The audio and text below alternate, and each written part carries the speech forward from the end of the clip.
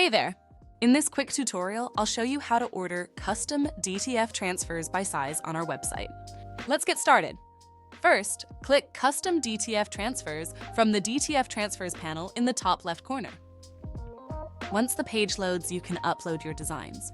But before uploading, make sure your file is in PNG, JPG, PSD, AI, or SVG format.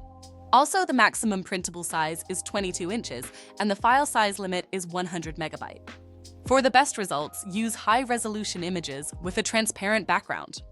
When you are ready, click Upload and select your file from your device as seen on the screen. Your design will appear in the preview area, automatically trimmed, with the trim dimensions displayed below.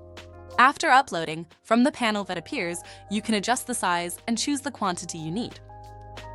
Or by clicking here, you can add another size and set its quantity. If you're unsure, just pick from the popular sizes and we'll adjust it for you. Once everything is set, review your selections and remove any unwanted items if necessary. If it's all set, click Add to Cart. Lastly, review your order details, then click Checkout to finish up.